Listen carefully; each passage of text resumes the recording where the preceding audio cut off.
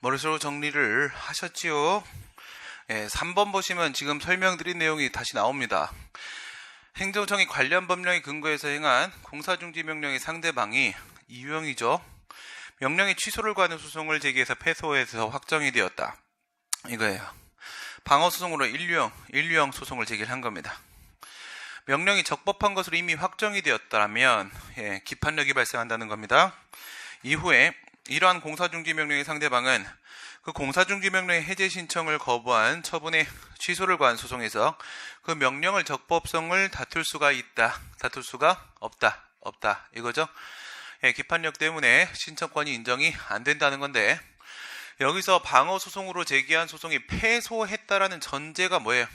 법적 문제가 아직까지 해소되고 있지 않다, 이거예요. 법적 문제가 해소되고 있지 않다. 그래서 그 이후에라도 법적 문제가 해소가 돼주면, 원인 사유가 해소가 돼주면 그땐 다시 신청권 인정될 수도 있다는 겁니다.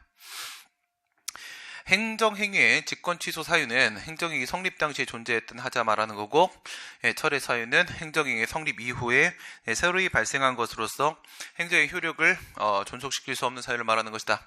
뭐랑 뭐를 비교하고 있는 거예요? 원시적 사유하고 후발적 사유하고 비교를 하고 있는 것이죠.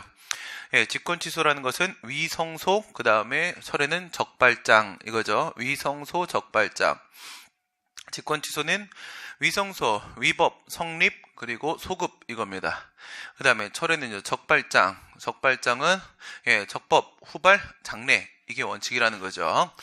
소급표가 적용되는 게 원칙이고 장래효가 적용되는 게 원칙이고, 이 문제는 원시적 사유냐 후발적 사유냐 그 부분에 지금 초점을 맞추고 있는 것입니다. 4번입니다. 행정절차법의 내용에 대한 설명으로 옳지 않은 것은, 어저께 밤에 제가 우리 매직스쿨 학생들 괄호넣기 시험을 봤는데, 뭐를 지금 하고 있냐면, 그 법령 있지 않습니까? 지금 원리가 포함되어 있지 않고 암기가 필요한 문제들, 암기형 문제들이 있지 않습니까? 그 암기형 문제는 다 어디서 나오는 거예요? 법령에서 나오는 거예요. 법령에서. 그러니까 이렇게 문제를 푸는 것도 의미가 있지만 한번 법령을 쭉 정리하면서 암기를 하는 것도 의미가 있습니다. 그게 문제를 100문제 푸는 것보다 암기를 해버리는 효과가 더 강한 부분도 암기형 문제에서는 있을 수가 있는데, 그거를 이제 끝까지 밤까지 다 맞추질 못해가지고 결국 집에를 못 가다가 마지막에 결국 이제 갔던 그런 학생이 있었어요. 근데 제 마음이 좀 아파가지고, 남들 같은 경우에는 빨리빨리 하고 이렇게 외우고 가기도 하고 그러는데, 본인이 이제 그게 안 되니까 이제 터진 거죠. 그런 학생들이 많이 있습니다.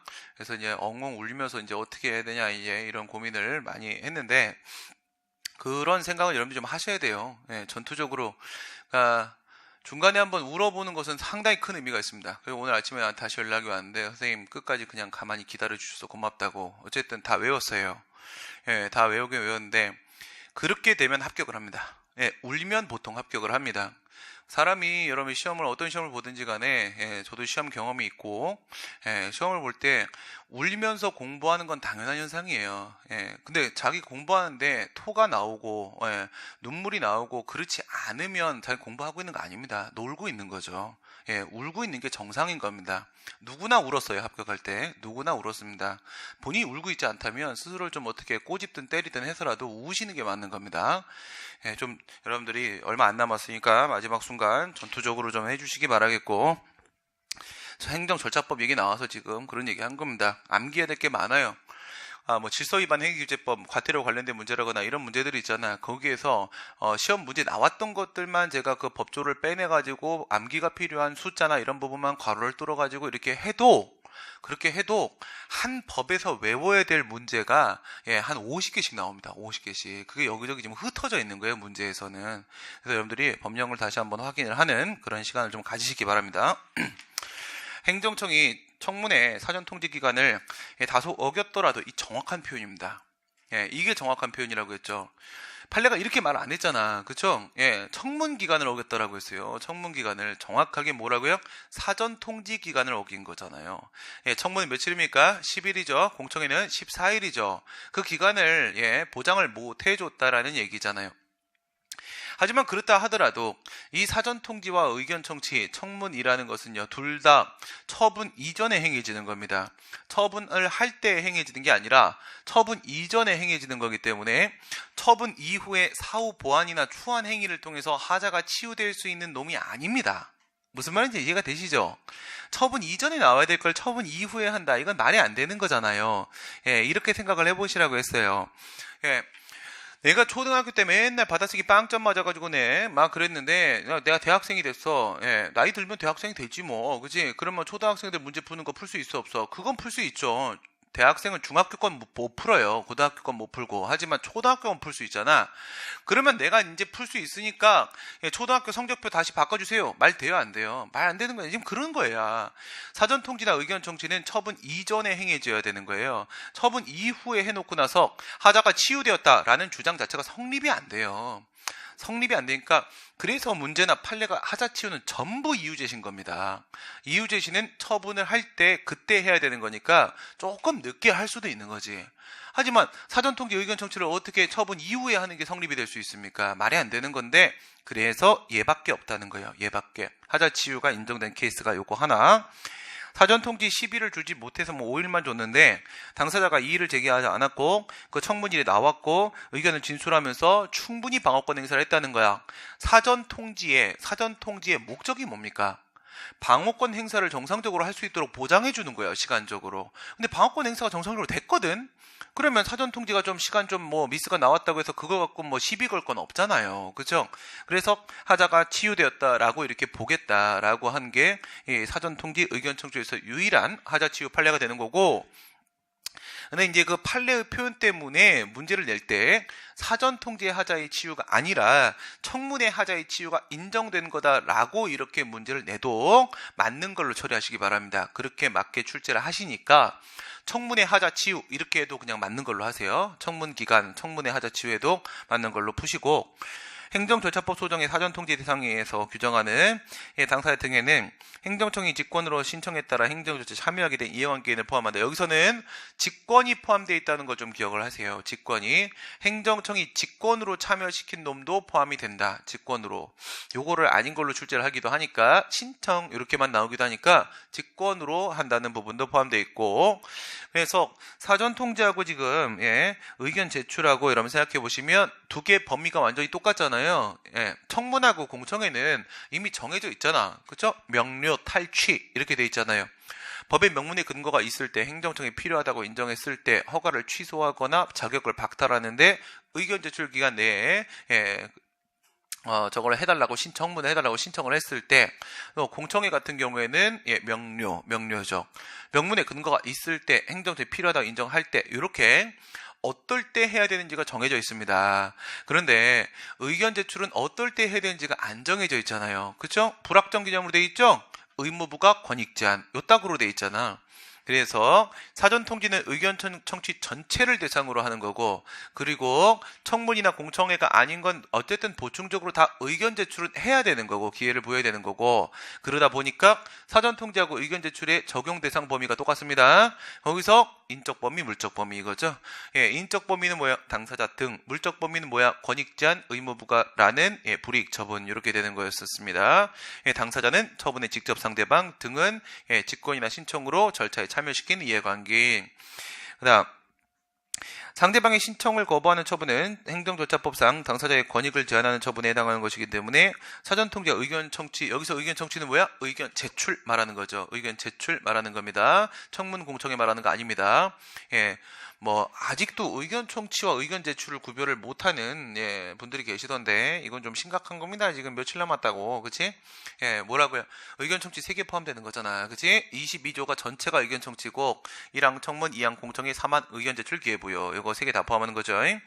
그래서 이제 여기서 얘기하는 거는 물적 범위 얘기하는 겁니다. 적용 대상 중에 물적 범위 쪽에 불이익 처분, 의무부가 권익 제한, 그 중에 어느 쪽? 권익 제한 쪽 얘기하면서, 그래서 기득권을 박탈하는, 침해하는 적극적 불이익 처분, 이건 포함이 되지만, 기대권을 침해하는 소극적 불이익 처분, 거부 처분은 포함이 안 된다.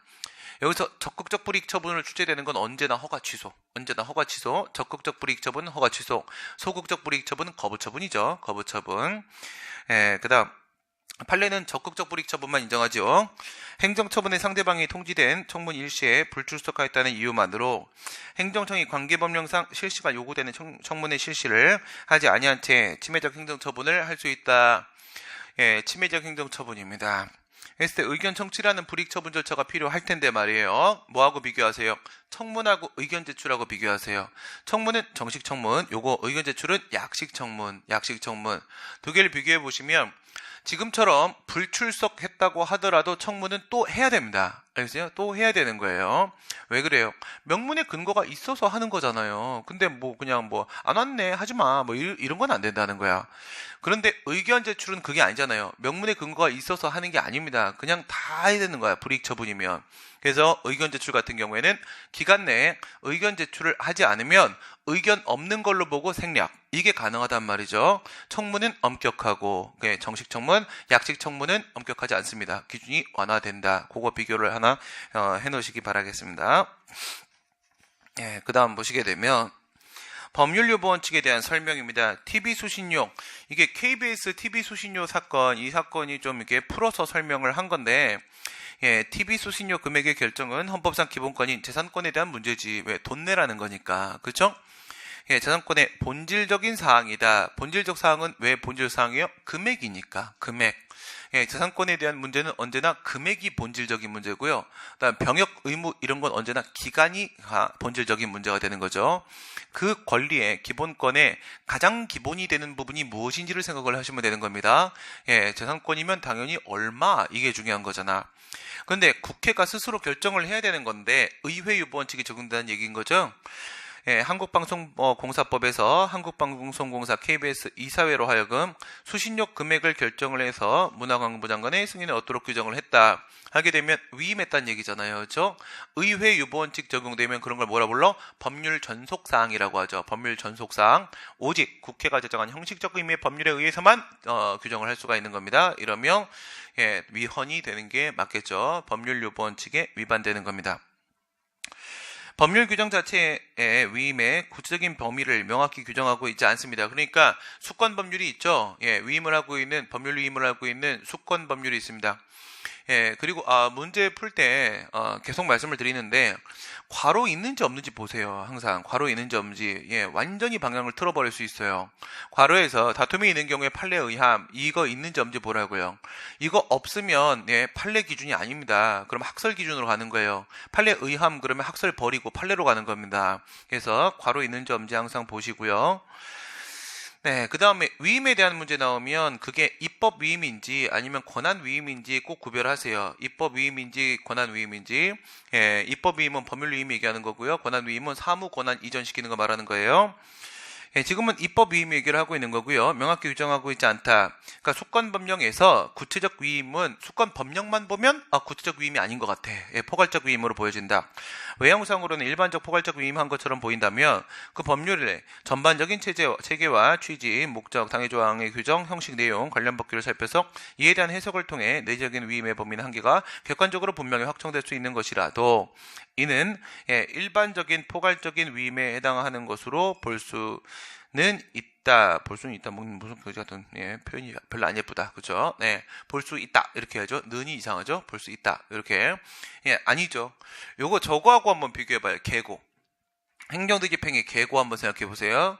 예, 계고, 확정, 실행, 비용 이렇게 대집행 처분 절차 4단계 이루어지잖아요. 그랬을 때 계고의 요건이 뭐였어요? 계고는 아주 요상한 구문으로 써 있습니다. 계고서가 요상 구문이죠. 요상 구문. 요는 행정대집행의 요건을 갖추고 있어야 된다. 상은 상당한 기간이 보장돼야 된다. 구는 대집행의 내용과 범위가 구체적으로 특정돼야 되는 것이다. 무는 문서로 이루어져야 되는 것이다. 여기 좀 특이한 거 있잖아요. 우선 간단한 거는 문서로 안 했을 때 말이에요. 여기서 문서로 안 하면 여기는 대놓고 문서로 하라고 했으니까 그냥 바로 무효고요. 바로 무효고요. 계고는 무효가 돼버리는 겁니다. 문서로 안 하면. 그 다음에 이건 아예 법에서 개별법에서 문서로 하라고 했으니까 게임 끝난 거예요. 행정절차법 24조 문서주의 그거 얘기하는 거 아닙니다. 아예 법에서 개별법이 문서 이래버린 거예요. 그 다음에 그 특정 있잖아요. 특정, 대집행의 내용과 범위를 특정한다라고 했을 때 그 특정을 전후 송달된 문서들을 종합적으로 판단해서 특정할 수 있으면 족하다 이거잖아요. 이것도 마찬가지인 거예요. 종합적으로 판단을 해서 그것이 구체적 위임이면 족한 것이지 그것만 보는 건 아니라고요. 수권 법령만 보는 게 아닙니다. 계고는 계고서 자체만 보는 건 아닙니다. 종합적으로 판단해서 구체적 위임으로 볼 수 있으면 충분한 겁니다. 다음, 다수설에 따르면 행정지도에 관해서 개별법의 근거 규정이 없는 경우에 그 지도에 상대방인 국민에게 미치는 효력을 고려해서 지도를 할 수 없다고 본다. 이게 아니죠. 법률 원칙 적용됩니까? 안 됩니까? 행정지도는 비권력적 사실행위잖아요. 그렇죠? 비권력적 사실행위, 상대방의 임의적 협력을 전제로 하는 것입니다. 그러니까 이건 아무 효력이 없어요. 효력이 없는데 무슨 법률유보가 적용이 됩니까? 그죠? 법률유보 적용 안 되는 겁니다. 행정지도는 그냥 하면 되는 겁니다. 다음 문제. 대법원은 도시 및 주거환경 정비법 제28조 사항 본문이 사업 시행인가 신청 시에 동의 요건을 조합의 정관에 포괄적으로 위임한 것은 75조가 정하는 포괄 위임 금지 원칙에 원칙이 적용돼서 그에 위배된다고 하였다. 이거를 있지 않습니까? 이거를 만약에 말이에요. 조합이라는 표현이 안 나오면 어떻게 될까요? 조합이라는 표현이 안 나왔을 때 과연 이 동의 정족수를 위임하면 된다 안 된다라는 판단 어떻게 해야 돼요? 조합이 왜 지금 들어왔다 안 들어왔다 이게 왜 중요한지는 아시죠? 네, 뭐 아는데 겸손한 척 하는 거죠, 지금. 네, 나 많이 말 많이 하게 하고 머리 막 울리게 해가지고 막 그래서 내가 오후 수업 못하게 하고 애들 막 상담 못하게 하려고, 그치? 예. 그럴 거야. 알고 있는데 그냥 나를 괴롭히고 싶은 거라고 나는 믿어요. 그 우리 맨날 했던 거 그거 있잖아요. 근데 오늘은 얘네들 왜 나한테 아무것도 안 올려줍니까? 그죠? 분필하고 막 어저께 많이 혼을 냈는데 또 이러네. 그지? 사람은 혼이 나야 돼. 울어야 된다. 뭐라고? 울어야 합격한다. 울어야 합격한다. 울어야 합격한다. 학원은 울어야 부자 된다. 울어야 부자 된다. 오늘은 꼭 울리고 말 테다. 네, 울리고 말 테다. 울어야 됩니다. 사람은 울어야 돼요. 그죠? 이거 뭐 얘기하는 거냐면 도시정비조합, 도시정비사업. 도시정비사업을 얘기하는데 문제로 나오는 건 이제 두 개가 있잖아요. 그렇죠? 첫 번째는 재건축 사업이 있을 수 있겠고 두 번째 재개발 사업이 이렇게 있을 수 있겠죠? 간단하게 이건 문제는 안 나오고요. 재건축 사업 같은 경우는 건축물에 대한 문제인데 기반 시설에 대한 문제는 아닌 거고, 그 다음에 재개발 사업은 건축물에 대한 문제하고 기반 시설에 대한 문제하고 다 포함되는 거죠. 건물만 들어 엎으면 재건축이고요. 건물도 들어 엎고 수도나 아니면 가스, 그 다음에 전기 이런 거 기반시설 다 들어 엎어버리면 그러면 재개발 이렇게 되는 거잖아. 이렇게 했는데 얘네들을 이거를 시행하는 누가 있을 거겠어요? 사업 시행자가 이렇게 있을 거 아니겠습니까?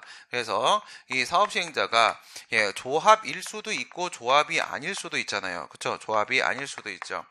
그러니까 조합을 설립해가지고 도시정비 사업을 할 수도 있고, 그게 아니라 토지 소유자 등이 직접 그 사업을 시행을 해버릴 수도 있을 거 아니겠습니까? 이렇게 했을 때 4단계 나눠가지고 있고 없고 한 다음에 성질 달라졌잖아요. 첫 번째, 조합을 설립하기 위한 준비 단계로서 구성 승인, 조합 추진위원회 구성 승인, 조합추진위원회 구성 승인 이렇게 있고, 그 다음에 조합 설립에 대한 설립인가 이렇게 있고, 그 다음 세 번째 사업시행계획에 대한 사업시행계획인가 이렇게 있고, 그 다음에 관리처분계획인가 이렇게 있고, 이렇게 있을 거잖아. 그래서 이제 조합을 만들려면은 추진위원회라는 인적결합체를 만들어가지고요. 그래서 얘들이 이제 준비를 할 거 아니겠습니까? 그리고 나서 이제 관할관청한테 조합 설립인가를 받는단 말이야. 그럼 이제 조합이 만들어졌죠. 쟤 누구야? 공법상 사단법인으로서 행정 주체 지위가 인정되며 공용 수용권을 가지고 있는 친구들이죠. 그 지역에 있는 사람들의 땅과 집을 다 뺏어버릴 수가 있습니다. 이 조합이 만들어지고 나면 이제 사업해야 될 거 아니에요. 사업하려면 사업 시행 계획을 만들어야 될 것이고요. 당연히 총회 결의를 필요로 하는 겁니다. 겁니다. 그게 바로 공법상 합동행위가 되는 것이고 그게 기본행위가 되는 것이죠. 사업시행계획에 대한 인가를 받게 되면 항상 인가죠. 그럼 이건 계획 처분이 되는 것이라고 했습니다. 계획 처분이 되고 그러면 이제 사업 이렇게 하는 걸로 결정됐으면 이제 시공사 정하고요. 그 다음에 사업 끝나고 나면은 분양받을 사람들한테 신청 받겠죠. 신청을 받은 다음에 그걸 바탕으로 해서 관리처분 계획이라는 리스트 만들고 그럼 그 리스트에 대해서 서로 동의를 하면 총회 결의 나오면 그에 대해 또 인가 받고요. 항상 인가가 되는 거죠. 이것도 공법상 합동행위고 기본행위가 되는 겁니다. 이렇게 들어갔을 때 얘는 뭐예요? 얘는 토지 소유자가 직접 한단 말이야. 그럼 조합을 설립하기 위한 그런 과정은 없는 거 아니겠어요? 그럼 여기 같은 경우 이런 것도 있고 이런 것도 있고 이런 것도 있고 이런 것도 있겠지만은 여기 같은 경우에 이런 건 없고 이런 건 없고 조합 만드는 과정은 없고 사업 시행 계획은 세워야지. 그치 사람이. 공법에서는 무조건 계획부터 세웁니다. 공법은 무조건 계획 하나 세워놓고 시작하는 거거든요. 계획부터 이제 세우기 시작을 이렇게 한단 말이야. 이렇게 했을 때 얘 같은 경우에는요 구성승인이 강항상 인가잖아요. 그 다음에 얘가 강항상 특허죠. 얘는 강항상 인가죠. 얘는 강항상 인가죠. 그 다음에 얘는 강항상 인가인 게 맞는데 얘는 강항상 특허죠. 강항상 특허. 공통점 찾으면 되는 거잖아. 공통점 사업시행자 이거 지난 시간에 한 거 아닌가? 그죠? 사업시행자는 공용수용권을 가지고 있잖아요. 그쵸? 공용수용권. 얘가 남의 땅 뺏어야 되잖아. 공용수용권 이건 권리 능력이지. 권리 능력, 권리관계 설정하게 되면 특허 아니겠습니까? 그쵸? 특허. 그러면 이 조합이 아니라 토지 소유자가 직접 사업시행자가 된단 말이에요. 사업시행자 즉 얘 같은 경우에는 공법상 사단법인은 그건 아니지만은 그렇다 하더라도 공용수용권이라는 권리능력 설정해야 되니까 한 번은 특허가 들어와야 된다고요. 한 번은 특허가 들어와야 되니까 첫 번째 단계에서 이렇게 특허를 할 거 아니겠습니까? 근데 우리가 조합 설립 인가를 해준다. 여기 중간 거 조합 설립 인가를 해준다라는 의미가 뭐예요? 그 의미는 정관을 인정하겠다라는 뜻이거든요. 너희들의 정관을 인정하겠다. 그러니까 이쪽으로 하게 되면 정관이라는 표현이 나오고요. 이쪽으로 하게 되면 규약에다가 위임을 했다. 이런 표현이 나올 거예요. 그러니까 정관 그러면 조합 존재하구나. 정관 이 표현이 안 나오면 조합 없이 움직이고 있구나.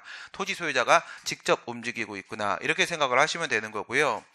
했을 때 사업 시행자 만드는 단계가 어디야? 여기선 이게 사업 시행자 만드는 단계잖아. 그쵸? 여기 특허들 이게 사업 시행자 만드는 단계잖아.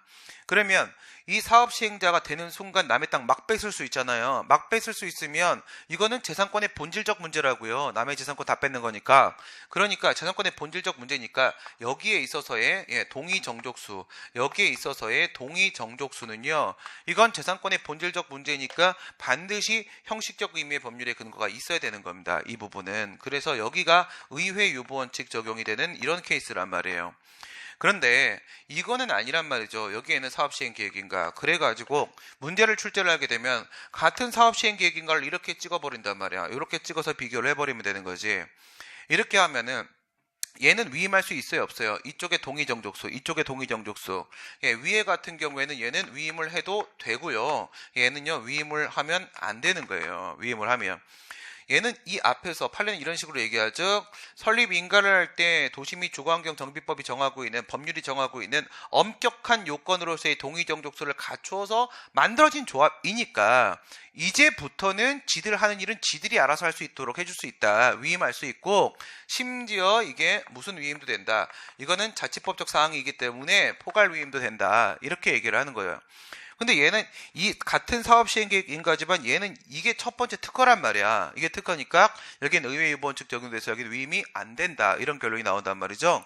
그래서 같은 사업시행계획 인가를 잡아놓고 나서 얘는 위임이 아예 안 되고 얘는 위임이 되고 위임이 되는데 심지어 자치법적 사항이니까 포괄 위임까지 가능하다. 이렇게 완전히 비교를 해주신단 말이에요. 그렇게 푸시면 된다. 이거예요. 그 말을 한 거고요. 조합이기는 그래서 말씀을 드린 것이고 지금은 조합이죠. 포괄적 위임까지도 다 되는 거죠. 75조가 정하는 포괄 위임 금지 원칙이 적용돼서 위배되는 게 아니다. 포괄 위임도 되는 겁니다. 왜? 조합 정관 등장했으니까 조합 있죠. 조합 있고요. 다음에 설명. 행정처분이 발해진 후에 새로운 부담을 부과하거나 이미 부과되어 있는 부담의 범위 또는 내용 등을 변경한 이른바 사후 부담. 사후 부담이든 뭐든 간에 사후 부관이죠. 사후 부관. 그죠? 그 다음에 부관의 사후 변경도 사후 부관이죠. 부관의 사후 변경도. 법률의 명문의 규정이 있거나 명에다 동그라미 치시고 그것이 미리 유보되어 있다. 사후보관 유보죠. 보에다 동그라미 치시고 상대방의 동의가 있는 경우에 동에다 동그라미 치시고 원칙적으로 허용된다. 얘가 바로 제한적 긍정설이죠. 제한적 긍정설이고 명보동사잖아. 명보동사. 명보가 동사에서 죽어버렸습니다. 명보동사에서 판례가 추가한 게 바로 사정변경이었잖아요. 사정변경. 철회하는 것보다는 더 유리하다. 사후 변경이. 행정행위 보관 중에 부담은 행정의 불가분적 요소가 아니고 그 존속이 본체인 행정행위 존재를 전제로 하는 것일 뿐이기 때문에 그 자체로서 행정소송의 대상이 될 수가 있다. 뭐 되게 좋은 표현들을 많이 넣어놨지요.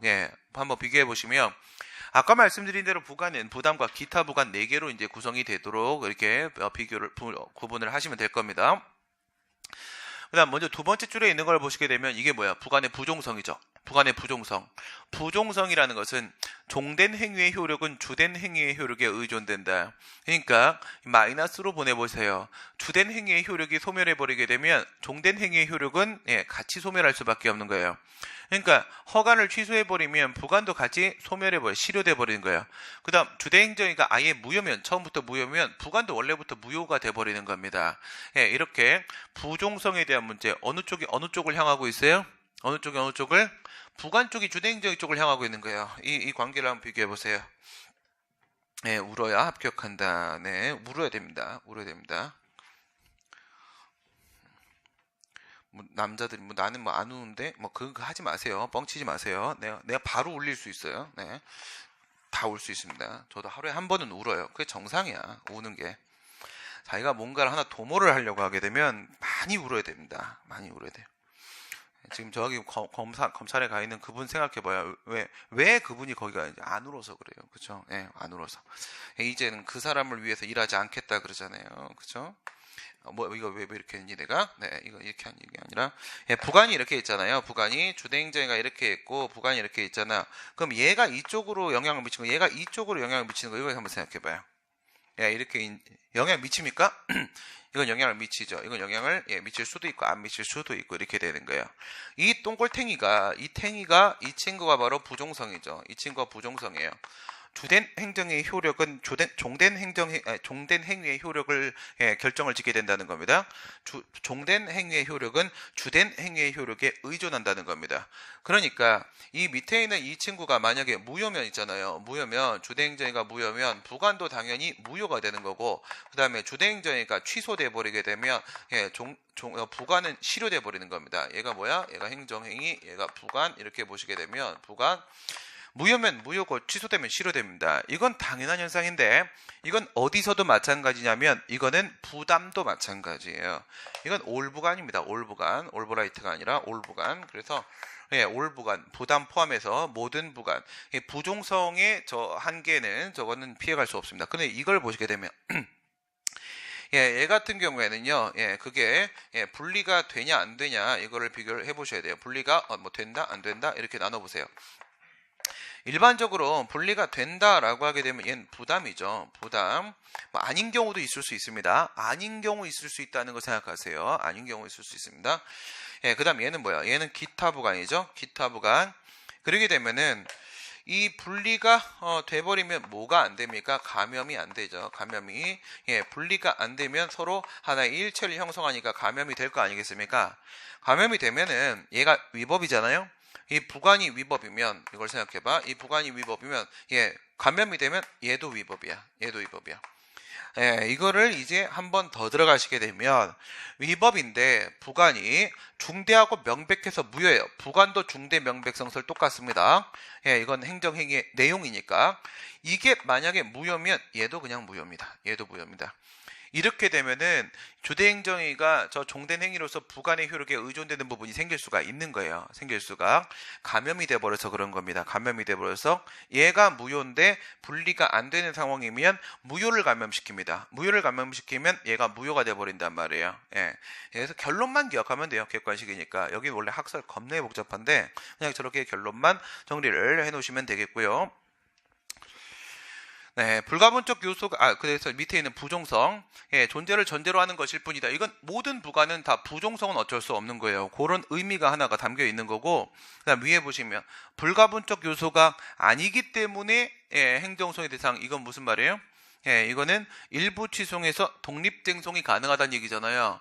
독립쟁송이 가능하다. 이것도 뭘 생각하냐? 부담은 처분성하고 분리성이 있고 기타 부가는 처분성하고 분리성이 없잖아. 근데 학설은 어디에 꽂혀? 처분성. 판례는 어디에 꽂혀? 분리성. 여기에 꽂히는 겁니다. 판례는 항상 분리성, 불가분적 요소가 아니기 때문에 그렇고 불가분적 요소기 때문에 안 되고 이렇게 얘기를 합니다. 근데 교수님들은 야 부담 처분이잖아, 되잖아 이렇게 얘기를 한단 말이야. 그래서 결론은 같아요. 결론은 같은데 가는 루트가 과정이 좀 다르다. 비교해 두시고 위법한 부담 이외의 부관이 기타 부관이죠. 권리를 침해받는 자는 부관부 행정 전체의 취소를 청구하든지 부관 없는 처분으로의 변경 청구. 이건 무슨 말이에요? 부관 삭제 신청이죠. 부관 삭제 신청을 한 다음에 명시적인 거부가 나오면 거부처분 취소를 제기하게 된다. 거부처분 취소를 제기하게 된다. 그래서 이것만 그냥 이렇게 정리하고 끝내시라고 했었어요. 부담하고 기타 부관하고 나누고 나서 불복하는 방법 비교하시면 되겠죠. 부담이 있고 그 다음에 기타 부관이 이렇게 있고 불복하는 방법은 이제 소송이라고 치게 되면 뭐 심판 다 똑같습니다. 이제 그냥 이제는 이렇게 기억하세요. 법이 개정됐기 때문에 행정심판법 개정돼서 소송하고 심판하고 여기 부분을 완전히 똑같이 가져갑니다. 완전히. 옛날엔 차이가 있었고 지금은 차이가 없습니다. 일부 취소송, 그 다음에 전체 취소송, 그 다음에 거부처분 취소송, 그리고 의무이행 소송. 그 다음에 얘네들은 둘 다 명시적인 거부가 있는 상태입니다. 둘 다 부관 삭제 신청을 했다가 명시적 거부가 나오는 게 밑에 있는 거부처분 취소송, 그리고 의무이행소송입니다. 그 다음에 얘는 뭐예요? 전체 취소, 부관부 행정위 전체에다가 소송을 제기하는 거죠. 이거는 실질이 거부입니다. 실질이 거부 처분 취소이 되는 거예요. 밑에는 명시적인 거부가 있는 거야. 두 개는 여기는 명시는 없는 거야. 두 번째 거는 쟤는 실질이 거부 처분 취소이죠. 전체 취소 들어가게 되면 부담은 얘는 되는 거고 얘는 의미가 없는 거고 얘는 안 되는 거고 얘는 되는 거고 얘는 되는 거고 얘는 되는 거고 얘는 안 되는 거고 얘는 안 되는 거고 이게 결론이잖아요. 그렇죠? 그래서 위법한 부관, 위법이라는 전제는 깔아놓고 들어가게 되면 일부 취소 제기하면 대상 적격 관련돼서 독립쟁송 되고 그 다음에 독립 취소가 되죠. 독립 취소 판결, 인용 판결 나올 수 있습니다. 그 다음에 기타 부관에 대해서 들어가게 되면 기타 부관 들어가게 되면요, 학설, 그 다음에 판례. 그러면 학설은 부진정 일부 취소를 인정하잖아요. 그죠? 부진정 일부 취소 들어가게 되면 대상 적격은 인정되고요. 들어가서 독립 취소 안 되니까 얘는 기각. 판례는 부진정 일부 취소를 인정 안 하니까 아예 뭐예요? 소송 자체가 아예 안 됩니다.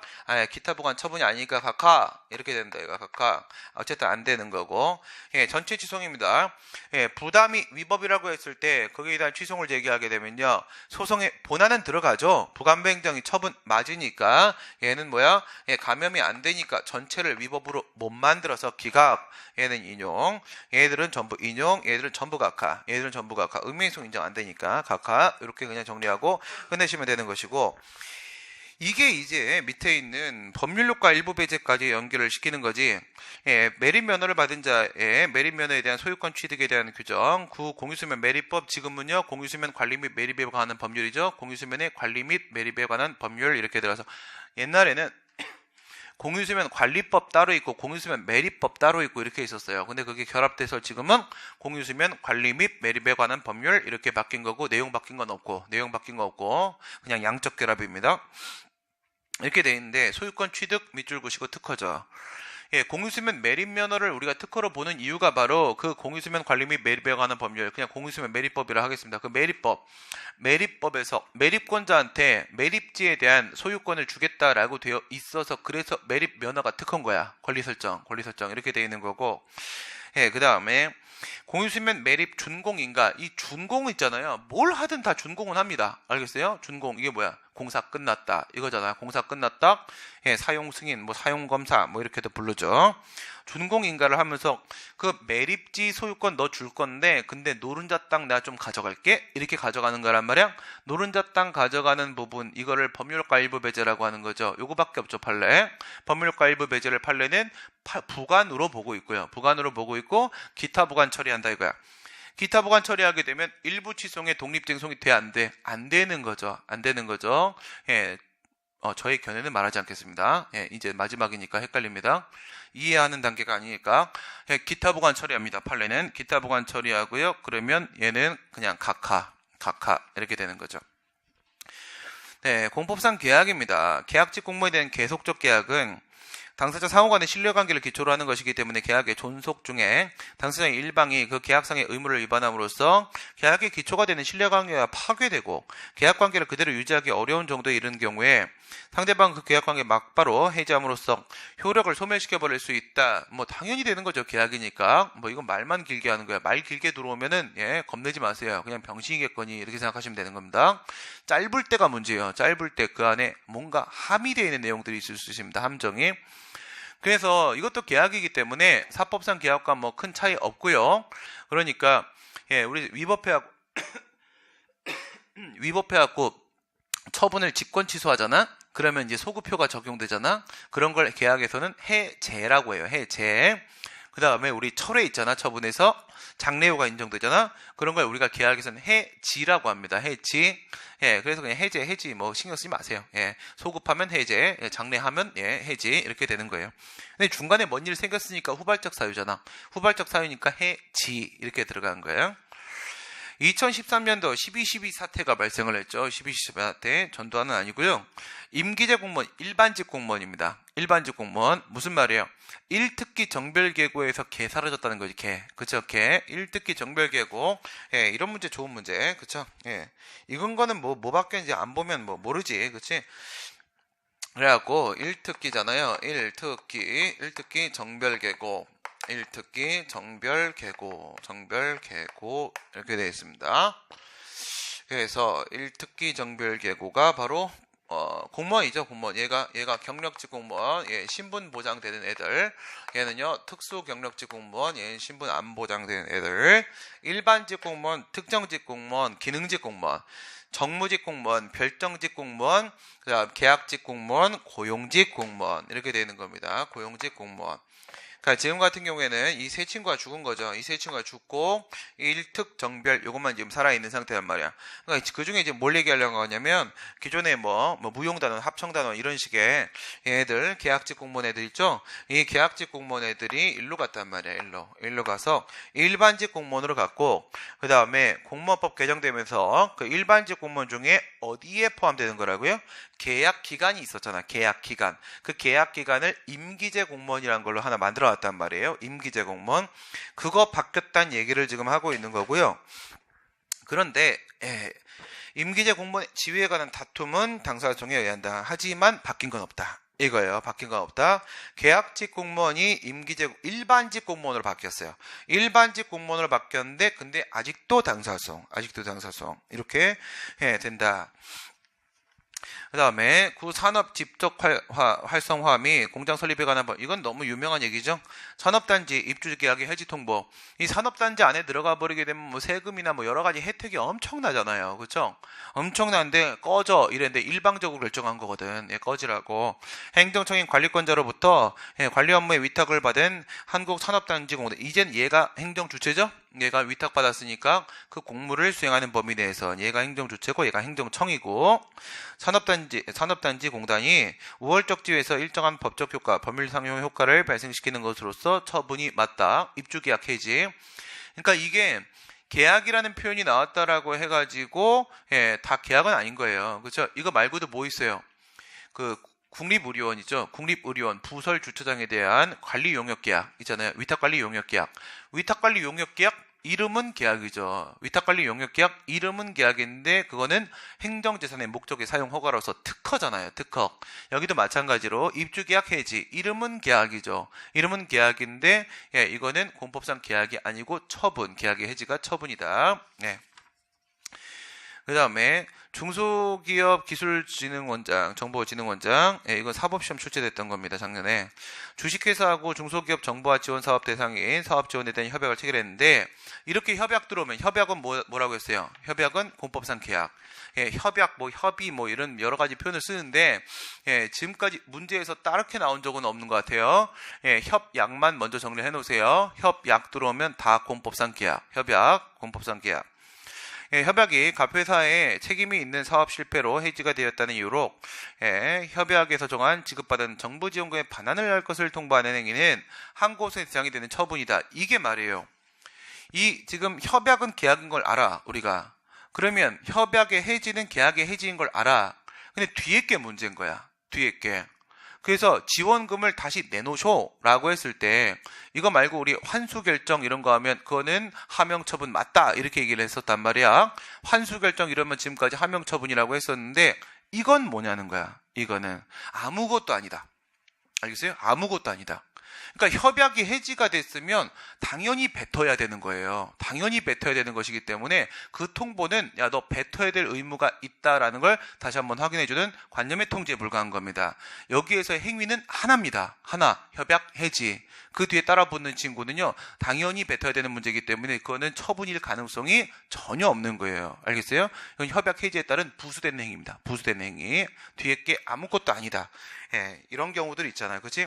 이걸 하면 이거는 그냥 딸려오는 거가 있을 때가 있고요. 그런 경우가 있고, 두 개가 결합돼야만 비로소 하나의 행위가 형성될 때가 있고요. 그럴 때, 두 개의 관계를 잘 보셔야 됩니다. 관계. 판단여지 재량행위. 판례는 재량행위와 판단여지를 구분하지 않고, 판단여지가 인정될 수 있는 경우에도 재량권이 인정되는 것으로 본다. 우리가 알고 있는 판단여지 이론, 판단여지설, 학설에 따르게 되면은 법률 요건 부분에서는 판단여지라는 게 인정될 수 있고 법률 효과 부분에서는 재량행위라는 게 인정될 수 있고 우린 이걸 구분하잖아. 비교를 하잖아요. 하지만 판례는 이걸 구별을 안 하죠. 구별을 안 하고 판단여지는 요건에서의 재량이며 재량행위는 효과에서의 재량이다. 둘 다 재량이다. 이렇게 해놓고 나서 둘 다 똑같이 재량의 일탈나면 그냥 검토해버려요. 판례는 완전히 똑같이 갑니다. 100%입니다. 알겠어요?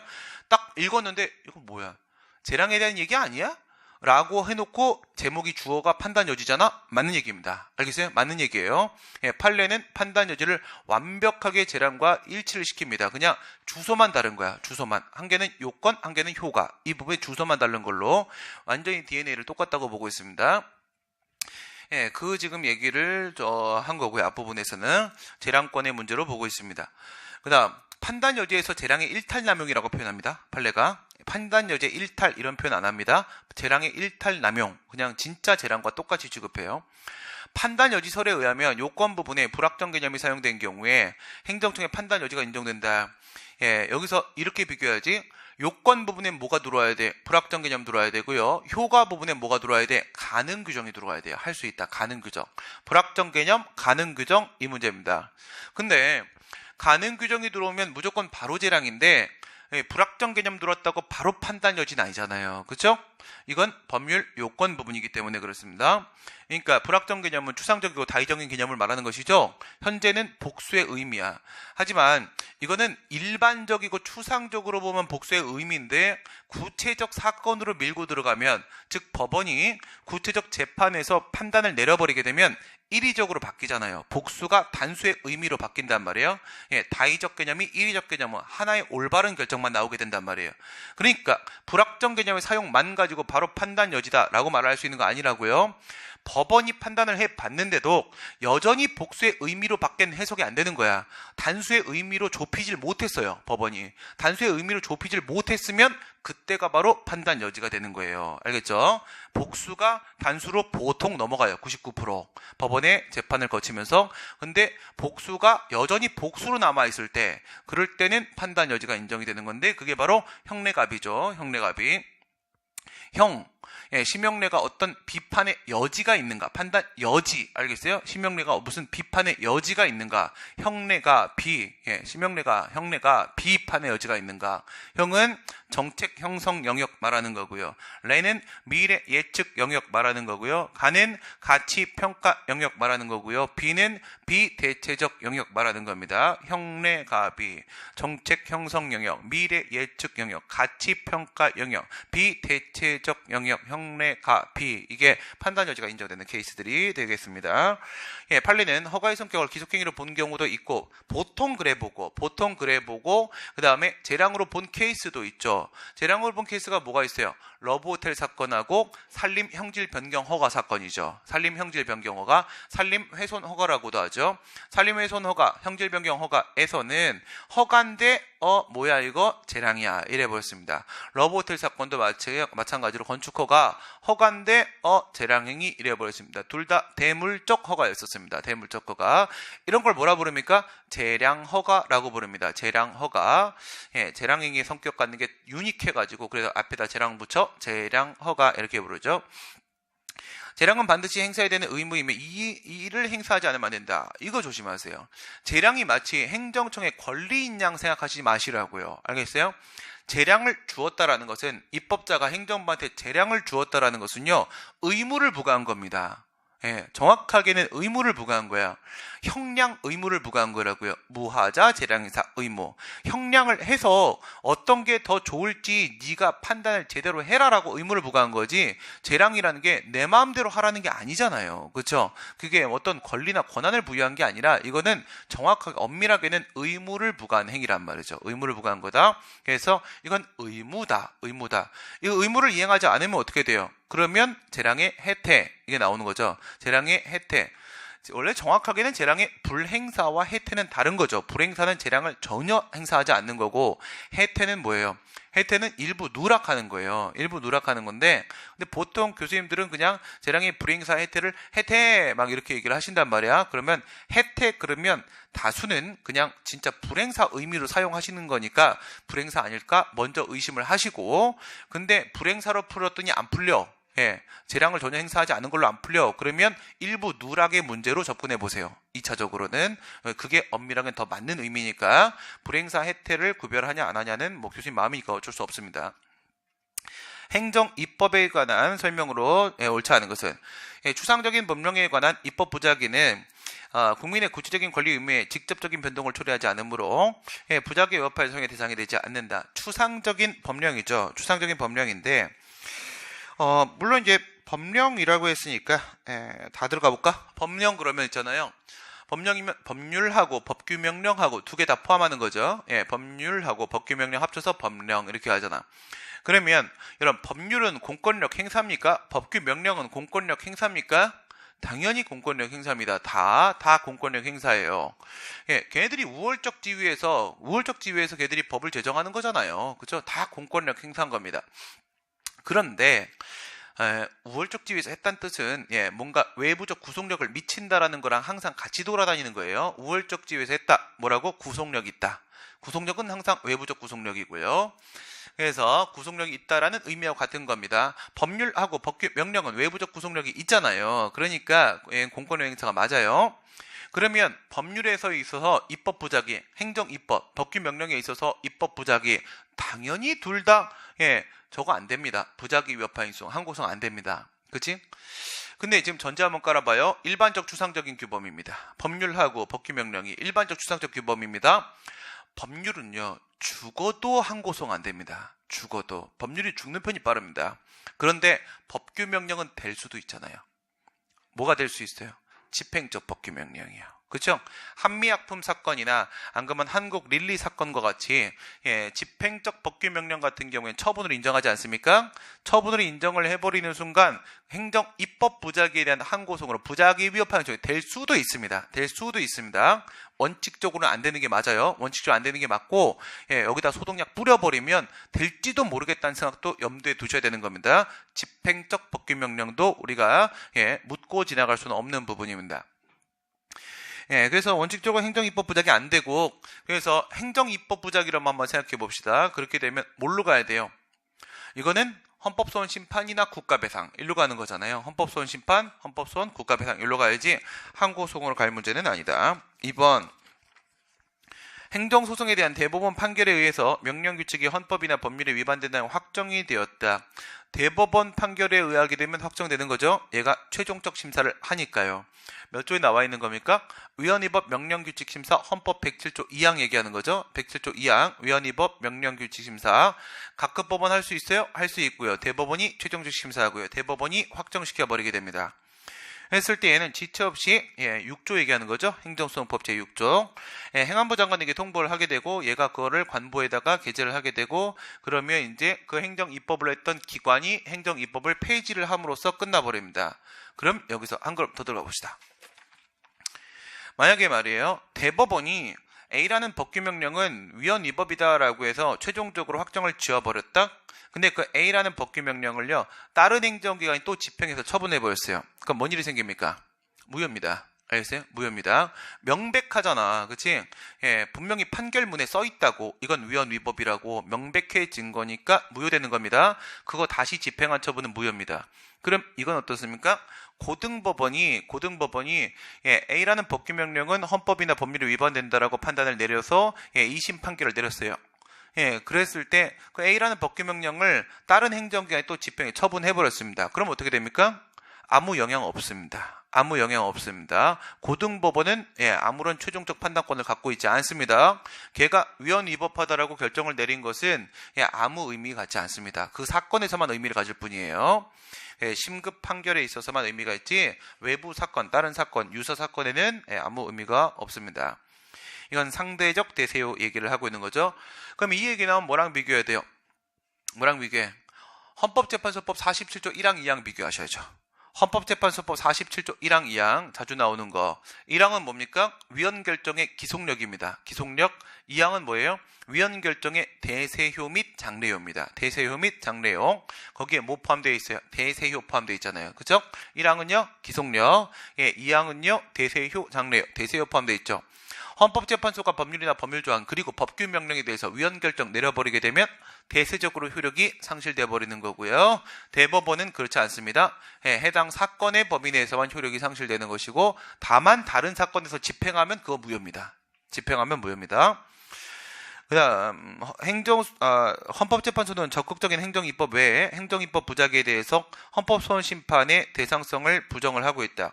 그냥 일반적으로 행정입법이라고 하게 되면요. 법규명령이라고 생각하세요. 행정규칙 따위까지 우리가 고려할 건 없습니다. 법규명령입니다. 적극적이라는 건 뭐예요? 이거는 작위죠. 작위. 행정입법의 작위 얘기하고 있는 것이고 뒤에는요. 행정입법의 부작위 얘기를 하고 있는 겁니다. 작위든 부작위든 다 헌법소원심판 됩니다.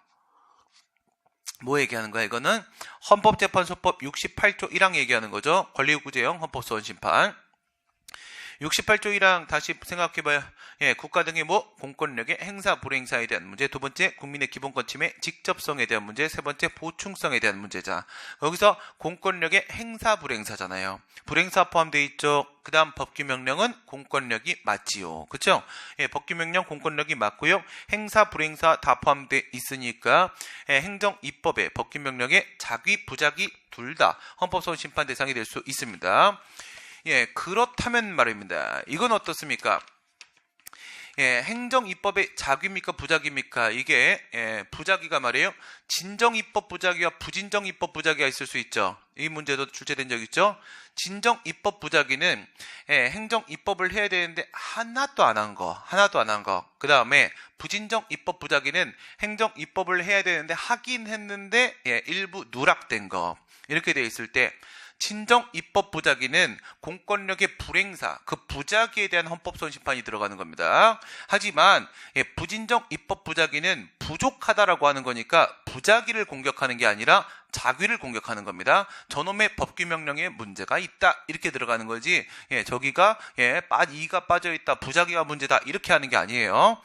진정 입법 부작위를 전제로 하고 있는 거고 비교했을 때 부진정 입법 부작위는 행정입법의 작위에 대한 헌법소원심판이다. 그 다음 상위법령의 시행을 위해서 제정한 집행명령은 그 상위법령이 개정되더라도 개정법령의 성질 모순 저촉되지 않은 이상 여전히 효력을 갖는다. 맞는 말이죠. 뭐하고 비교해야 돼요? 폐지하고 비교하는 거죠. 그래서 A라는 법률을 기술적 사항입니다. 시행하기 위해서 집행명령을 만들었습니다. 기술적 사항. 근데 A라는 법률이 만약에 폐지가 돼버리게 되면요, 그 집행명령도 그냥 같이 소멸해버리는 거고, 개정되면은 모순 저촉되지 않는 범위 내에서는 남아있다가, 그러다가 그 B라는 법률의 집행명령이 따로 만들어지면 걔한테 자리를 넘겨주고 그때 소멸, 이렇게 되는 거죠. 폐지하고 개정하고 비교를 하시고. 10번입니다. 여기까지 풀고 싶시다. 행정벌에 대한 설명입니다. 행정벌에는 행정형벌하고 행정질서벌 포함되는 거죠. 형벌에서 나오는 거 뭐 딱히 없지. 항상 범칙금 부과의 통고처분, 이게 문제가 나오는 거고, 질서벌은 과태료. 지방자치단체가 그 소유의 자치사무를 처리하는 경우에 지방자치단체가 행정주체인 이상 행정벌의 양벌규정에 의한 처벌 대상이 된다. 양벌규정은 뭘 말해요? 법을 직접 위반한 자뿐만 아니라, 직접 위반 행위를 한 자뿐만 아니라 그 사용자나 법인에 대해서도 벌을 부과할 수가 있다. 이게 양벌규정이죠. 그랬을 때 이 지방자치단체장이 지자체의 장으로서 행동을 했을 때는 양벌규정 적용될 수가 있어요. 자치사무. 하지만 국가사무를 기관 위임받아서 수행을 하고 있을 때는 얘는요, 국가기관으로서 움직이는 것이기 때문에 양벌규정을 적용시키면 국가가 국가한테 벌을 부과하는 상황이 되는 거예요. 그건 자진납세이기 때문에 인정될 수가 없습니다. 자치사무는 인정되고 기관 위임사무는 인정 안 된다. 질서위반 행위가 있은 후에 법률이 변경돼서 그 행위가 질서위반 행위에 해당하지 않게 된 경우라도 법률에 특별한 규정이 없는 한 과태료를 부과할 수 있다. 이건 어떻습니까? 질서위반 행위에 해당하지 않는 상황으로 발생을 했어요. 유리한 변경이죠? 유리한 변경, 법률이 변경이 됐습니다. 그럼 먼저 이거부터 한번 질문을 해봅시다. 과태료를 부과를 하는데요, 그 행위시하고요, 처분시하고 언제를 기준으로 해야 돼요? 행위시하고 처분시하고. 이건 정상적인 상황이랑 똑같아요. 과태료도 제재 처분이기 때문에 행위시를 기준으로 하는 게 맞습니다. 구법 가지고 간다. 그런데 유리하게 변경됐어요. 유리하게 변경됐을 때 그러면 이때는 행위시하고 그 다음에 처분시, 과태료 부과 처분하는 처분시하고 뭘 적용해야 돼요? 뭘 적용해야 돼요?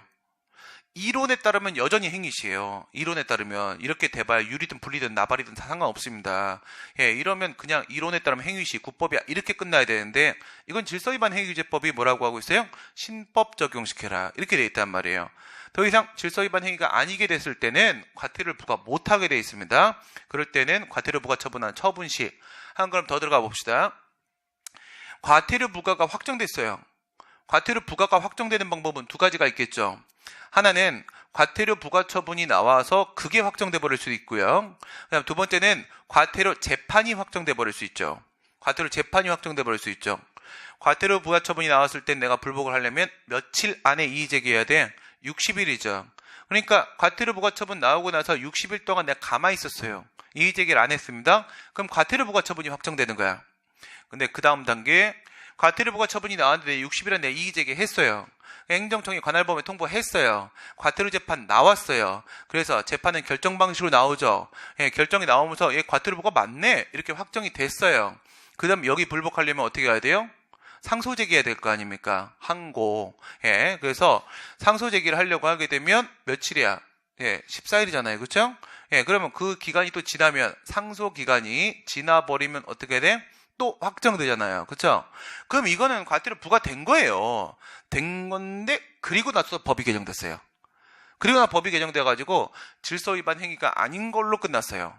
법이 개정되고. 그러면 어떻게 돼요? 집행할 수 있습니까? 없습니까? 질서 위반 행위규제법에 보게 되면 과태료를 부과했는데 납부를 하지 않으면 국세 체납의 예에 따라서 이거를 징수할 수 있다라고 돼 있단 말이에요. 징수할 수 있어요, 없어요? 징수 이것도 못해요. 알겠습니까? 이것도 못합니다. 아주 특이한 현상인 겁니다. 법이 개정돼서 유리하게 변경되면 그거 적용해서 부과하지 말고 또 부과가 결정이든 재판이든 확정이 된 다음에 집행하지 말고, 징수하지 말고 신법 적용시켜라, 이렇게 되어 있는 겁니다. 그 다음에 행정형벌과 질서벌. 질서벌, 성질과 목적을 달리하는 별개의 것이기 때문에 과태료를 납부한 다음에 형사처벌을 한다고 해서 일사부재리 위반이 있냐? 과태료는 처벌이 아니잖아요. 처벌이 아니니까 이중처벌 금지원칙에 걸릴 일은 전혀 없어요. 질서벌의 부과 근거인 국가의 법령에 의해서 지방자치단체 조례에 따른 과태료 부과할 수 있다? 있다. 두 개나 있잖아. 두 개나. 보통은 지방자치법 27조를 얘기하고요. 그 다음에 139조를 같이 거론하는 경우도 있습니다.